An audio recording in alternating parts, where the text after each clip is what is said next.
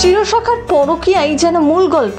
বরের বন্ধুর সাথে কিনা প্রেম, এদিকে ছেলে মেয়ের বিয়ের বয়স হয়ে গিয়েছে। কমলিনী ঠিক করছেন তো? লোকে যা বলছে সেটাই ঠিক? বুবলাইয়ের শাশুড়ির কথাই সত্যি হবে? আপনার কেমন লাগে চিরসখা? কমলিনী স্বতন্ত্র একসাথে থাকুক, আপনি কি চান? আপনার মতামত লিখে জানান কমেন্ট বক্সে। ছেলের বিয়েতে কমলিনী নিজের দুর্বলতার কথা নতুন কাকুকে বলছে। স্বতন্ত্রের সামনে কেঁদে ফেলেছে সে। সেটাই শ্বশুরবাড়ির সকলে খেয়াল করেছে বুবলাইয়ের। বুবলাই যখন তার মাকে এই ঘটনাটির কথা বলতে চায়, কমলিনী ভুল বোঝেন। কিন্তু বাইরে থেকে নতুন কাকুকে নিয়ে যা দেখাচ্ছেন, কমলিনী মনের ভেতর কিন্তু অন্যরকম একটা বড় দুর্বলতা রয়েছে তাকে ঘিরে।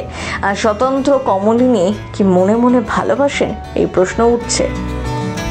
লেখিকা লীনা গঙ্গোপাধ্যায়ের মতে খুব আধুনিক বাড়িতেও দেখেছেন বাড়ির বিধবা বউদের উপর নানান বাধা নিষেধ থাকে।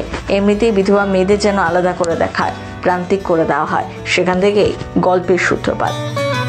সিরিয়ালে গল্পে দেখা যাচ্ছে কমলিনীর ছোট ছেলে ও মেয়ে প্রশ্ন তুলছে, তার দাদা বৌদি একাই মধুচন্দ্রিমায় যাবে নাকি গোটা পরিবারের সঙ্গে যাবে। তাদের মতামত, বেড়াতে গেলে সকলেরই একসাথে যাওয়া উচিত।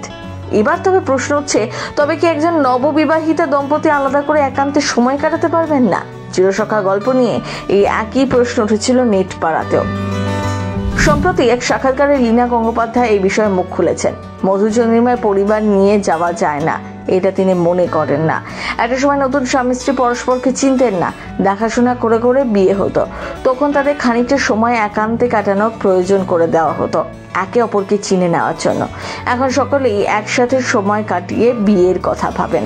ফলে সেরকম যৌথ পরিবারে বিয়ের পর বেড়াতে যাওয়ার ক্ষেত্রে সকলকে নিয়ে যাওয়াই তো ভালো বলে মনে করেন লীনা গঙ্গোপাধ্যায়। বাংলা সিরিয়ালে বেশিরভাগ গল্পই বরাবর নারী কেন্দ্রিক। সদ্য শুরু হওয়ার চিরসখাও ব্যতিক্রমী নয়। এই মুহূর্তে এই ধারাবাহিকে অবশ্য চলছে বিয়ে বাড়ির রেশ। কমলিনীর বড় ছেলের বিয়ে, বুবলাইয়ের। এদিকে বিয়ের সময় পাত্রীপক্ষের দাবি ছিল মাকে নাকি ছেলে বিয়ে দেখতে নেই। যদিও তা মানতে নারাজ কমলিনীর মেয়ে, ছোট ছেলে ও প্রেমিকা। আপাতত গোটা ধারাবাহিক জুড়েই প্রথা ভাঙার খেলা চলছে। সেনা চক্র ব্যুরো।